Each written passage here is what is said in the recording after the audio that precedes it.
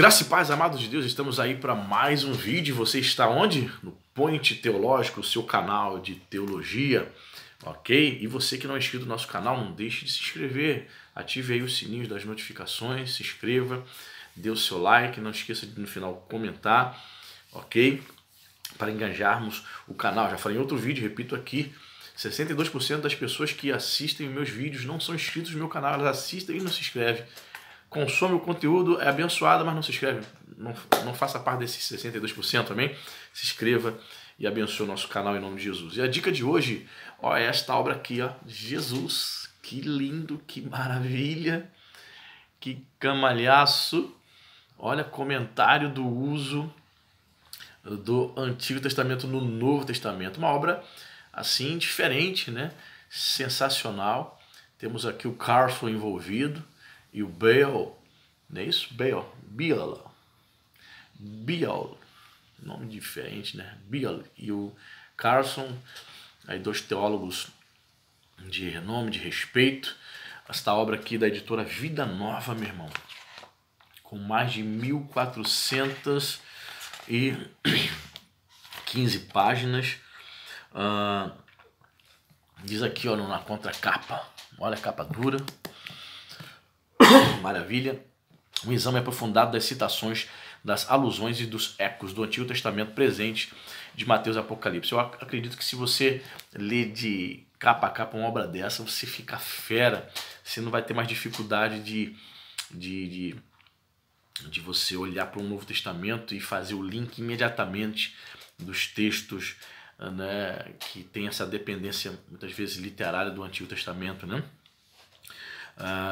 Diz assim, neste comentário do uso do Antigo Testamento no Novo Testamento, Bill e Carson reuniram uma equipe de especialistas de renome com o propósito de isolar, catalogar e comentar casos presentes no Novo Testamento, tanto de citações claras do Antigo, quanto de alusões mais sutis às escrituras hebraicas. O resultado desse trabalho cuidadoso foi este comentário abrangente das passagens do Antigo Testamento que aparecem citadas ou aludidas de Mateus e Apocalipse, uma ferramenta fundamental de consulta para compor a biblioteca de todo estudante do Novo Testamento. Fantástico, fantástico, muito show, né? Eu abri aqui, você vai ver que a fonte é uma fonte confortável. Você pode aí depois dar pausa no vídeo e você lê com devagarinho. Dá para ter uma noção, né? Então você pausa o vídeo aí. Quem vai comentar é o famoso Craig Blomberg, Mateus. Aí vem uma introdução. Temos aqui duas páginas de introdução. Aí eu abri aqui, eu estava dando uma lidinha antes de fazer esse vídeo. Eu parei aqui em Mateus 1:23. Vamos ler para você ver como é que ele trabalha. O contexto do Novo Testamento em Mateus 1:23, que vai falar sobre dizer que Maria estava noiva de José. Olha só como ele trabalha. Ó. José está noivo de Maria, Mateus 23. Porém, antes do casamento e de sua consumação sexual, ele descobre que ela está grávida. Embora bastante perturbado, quer mitigar a vergonha dela e assim planeja um divórcio discreto, que era o meio de formalizar o fim de uma promessa de casamento. O anjo de Deus, no entanto, aparece-lhe em sonho e explica que a criança foi concebida por meio do Espírito Santo, instruindo que mantivesse os planos de casar-se com Maria. Ele ordena que a criança seja chamada Jesus, e Yahvé é a salvação, o significado. E explica que ele será o salvador do seu povo, salvando não da opressão física das forças da ocupação romana, mas da escravidão espiritual de seus pecados. José obedece e a passagem termina ressaltando a natureza sobrenatural da concepção, visto que o jovem casal se abstém de relações sexuais, não apenas até o casamento, mas até o nascimento de Jesus. Nesses acontecimentos impressionantes, Mateus viu o cumprimento da profecia do que se costuma chamar de nascimento virginal de Isaías 7,14, apoiado por referências ao nome Emanuel, cujo significado é Deus conosco, Isaías 8, versículo 8 e 10. Aí ele vem, a parte B, ele comenta, né, o texto em si, a situação. Aí depois ele vem lá falando o contexto deste texto no AT. Diz aqui, o Senhor está falando ao rei Acaz de Judá. desafiando-o a pedir um sinal que confirme a promessa divina de destruir os 2 reis das terras do norte que ameaçam Judá. Isaías 7, versículo 10 a 11. A saber, Rezim, da Síria, e a Peca, de Israel. Acaz protesta, afirmando que não porá o Senhor à prova. Isaías 7,12. Mas Isaías, falando em nome de Deus, repreende Acaz por testar a paciência de Deus com sua resposta. Talvez por perceber que faltava sinceridade ao rei. 7,13. Surge então a famosa profecia do nascimento iminente de uma criança, cuja mãe seria uma jovem em idade de casar, hebraico Alma. É amplamente aceito que a palavra hebraica em si não precisa ter outro sentido, a não ser este. Vê exemplo, dá aqui uma referência de outro autor. Uma criança que será o sinal de Deus, como está em Isaías 7,14. Antes que a criança tenha idade suficiente para distinguir entre o bem e o mal, os domínios dos temíveis reis serão assolados. Antes, porém, que isso seja recebido como uma notícia extraordinária, o profeta acrescenta que eles serão substituídos por um invasor ainda pior, que é a Síria. Então tem muito disso, né, irmãos? O autor, principalmente os evangelistas, pegam textos do Antigo Testamento e ele faz uma interpretação totalmente diferente do contexto do Antigo Testamento, né? Aí tem essa página aqui, ela vai falar hermenêutica empregada. Qual é a hermenêutica que Mateus usa? Como já observamos, alguns observadores consideram essas palavras uma profecia preditiva numa única direção. A maior parte dos especialistas nega qualquer elemento preditivo, principalmente liberais, né? Um exemplo dessa perspectiva. Tá? Entretanto, o conceito de um duplo cumprimento é melhor que essas 2 abordagens. Mateus reconhece que o filho de Isaías cumpriu a dimensão da profecia que demandava uma criança nascida no futuro imediato. Mas o contexto maior, escatológico, principalmente o de Isaías 9, versículo 1 a 7, apontava para um filho, nunca diferenciado do filho de Isaías de maneira clara, que seria um rei divino e messiânico. Essa dimensão cumpriu-se em Jesus. Aí ele vem, antecedentes textuais.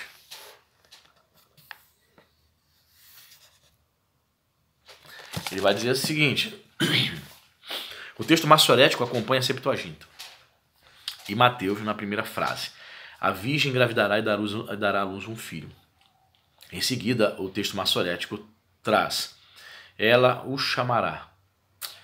A Septuaginta, tu o chamarás. E Mateus, a quem a chamarão? O texto da Septuaginta também traz a terceira pessoa do plural. De modo que Mateus pode ter seguido uma variante da Septuaginta.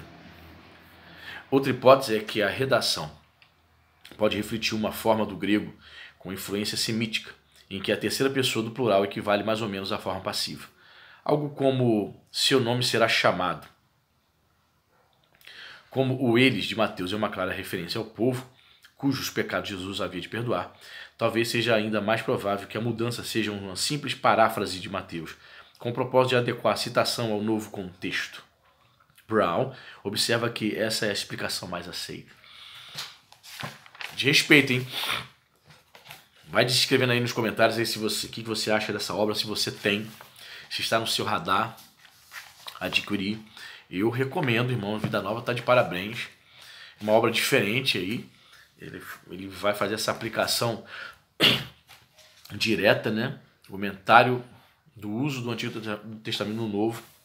Ele, obrigatoriamente, todos os capítulos e na maioria dos versículos, ele vai, sim, fazer essa alusão ao contexto do Antigo Testamento, a hermenêutica, a questão dos antecedentes textuais, né? Texto massorético, o uso teológico, muito interessante. É aquele tipo de livro também que você pode ler normal, sem necessariamente ser um livro de consulta, né?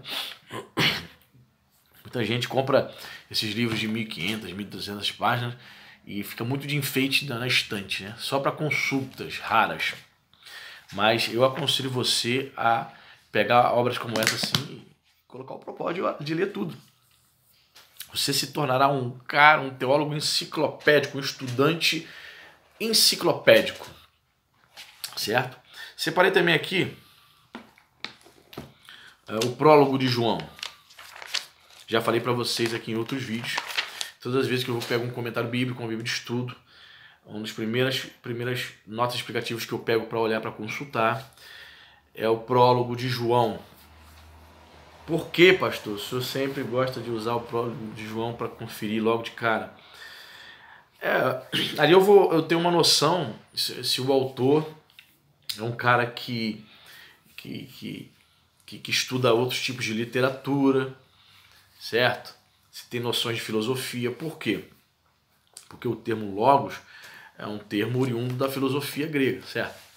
Então tem alguns caras, alguns teólogos que não tem muito a dizer, não tem quase nada a dizer sobre este empréstimo que o apóstolo João toma da literatura grega para usar o logos, o termo logos, para referir-se à pessoa do Jesus pré-encarnado, né? Então eu gosto de ver se os caras têm algo a dizer. Tem gente que não tem quase nada a dizer, ou fica se estranhando, como é que pode? Aqui o prólogo. Aqui. Isso aqui tem bastante a dizer, tá vendo? Tem essa página aqui, tá a outra, né? 2, 3 páginas para falar sobre o prólogo. Vou ler um trechinho aqui para que você veja aqui o naipe do articulista. Quem escreveu o artigo de João foi outro teólogo, né? O Carson e o Bailey, né? Foram organizadores. Andreas Krustenberg. Eu tenho outro livro desse autor aqui. Esse cara aqui é fera. Ele escreveu A Heresia da Ortodoxia. Tem até um vídeo meu aí falando sobre esse livro. Vocês procurem aí. Ok? João. Ele foi o cara escolhido para falar de João. Veja o que ele diz. As palavras iniciais do prólogo, no princípio, era o verbo, ecoam a expressão de abertura da Bíblia hebraica. No princípio, Deus criou os céus e a terra. E num efeito semelhante ao emprego que Lucas faz do estilo septuagíntico nos 2 primeiros capítulos do seu evangelho, estabelece um elo canônico entre as primeiras palavras das escrituras do Antigo Testamento e o evangelho de João. Contudo, em vez de no princípio Deus criou, João escreve no princípio, isto é, antes da criação, era o verbo. Isso situa a existência de Jesus na eternidade passada com Deus e prepara o cenário para a imponente cristologia joanina, que é incomparável em relação a qualquer um dos outros evangelhos canônicos. A expressão o verbo transmite a ideia da própria fala ou autoexpressão divina. O relato da criação em Gênesis fornece testemunho suficiente da eficácia da palavra de Deus. Ele fala e as coisas passam a existir. Tanto os salmistas quanto os profetas retratam a palavra de Deus com termos que beiram a personificação. Ele cita aqui Salmos, Isaías e tal. Mas só João afirma que essa palavra, o verbo, apareceu na história do tempo e do espaço como uma pessoa de verdade. Mais decisivo quanto a isso é a descrição que Isaías faz da palavra de Deus, que sai de sua boca e não retorna para ele vazia, mas realiza o que ele quer e cumpre o propósito para o qual ele a enviou. Isaías 55:11. Nessa passagem, Isaías fornece o arcabouço para a cristologia do envio em João, que apresenta Jesus como o verbo enviado por Deus Pai, exercendo e realizando sua missão, em obediência àquele que o enviou. Esse relacionamento de emissor-emissário, por sua vez, fornece o paradigma para o relacionamento entre Jesus e seus seguidores. Nos versículos seguintes do prólogo, o evangelista, depois de se referir de modo explícito à instrumentalidade do verbo na criação, continua a recorrer aos temas de Gênesis, particularmente o contraponto entre luz e trevas e a ideia da vida. É significativo que o simbolismo da luz também seja encontrado em passagens veterotestamentárias posteriores de cunho profético, além das passagens messiânicas. Ele traz aqui várias passagens. Ele cita também os manuscritos de Qumran também. A referência ao direito dos que creem de se tornarem filhos de Deus, em João 1,12, fundamenta-se claramente na caracterização de Israel no Antigo Testamento como uma nação de filhos de Deus. Olha só o link que ele está fazendo, que interessante, né? João 1,12, né? Todos quantos creem, deu-lhes o poder de serem chamados filhos de Deus, né? E faz o link com essa relação de Deus tendo Israel como seus filhos, né? Interessante. Logo depois da referência indireta à rejeição do verbo por parte dos seus, isto é, os judeus, a referência aos filhos de Deus, os quais não nasceram de linhagem humana, mas de Deus, distingue entre uma reivindicação ilegítima e presunçosa de filiação divina baseada em descendência física e a verdadeira filiação divina, baseada na fé no nome do Messias de Deus. Mais adiante, no prólogo, encontramos alusões à presença de Deus em Israel durante o Êxodo, né? João 1,14, né? E o verbo se fez carne e habitou entre nós. Ele cita o termo grego eskinosen, que significa habitou, tabernaculou, ou armou a sua tenda, literalmente, entre nós. E é o ato de outorgar a lei por meio de Moisés. Em ambos os casos, o propósito de João ao usar esses textos anteriores do AT é situar Jesus no final, no ápice do espectro da autorrevelação de Deus ao seu povo. No passado, Deus esteve presente entre o seu povo no tabernáculo e no templo. 1 Reis 8, 10, 11. Então, queridos, olha, está de parabéns aí a Editora Vida Nova com mais uma obra sensacional. Perfeito? Vou repetir aqui, mais de 1415 páginas, pegando aí todos os textos, né, do Novo Testamento, comentando ele e sempre fazendo uma análise, fazendo um link do contexto do Antigo Testamento. Olha só que interessante, eu abri aqui aleatoriamente 1 Pedro 1,16, aí vai falar aqui o contexto do Novo Testamento: santidade conforme a estipulação da Torá, da lei. Aqui, ó. Olha, aí você pode dar uma pausa aí, ó. Acho que dá para ler, né? Trechinho interessante demais. Tá aí mais uma dica para sua biblioteca. Diz para mim se você conhecia, se você tem, né, se está no seu radar, se é uma obra que interessa a você a ter na sua biblioteca. É bem diferente de outros comentários que nós temos costume de utilizar, não é verdade? Deus abençoe, comente aí, dê um like e compartilhe esse vídeo aí em grupos de Facebook, grupos de WhatsApp, de seminários. Aí pede o pessoal para se inscrever no nosso canal Point Teológico. Seu lugar é aqui. Amém? Deus abençoe.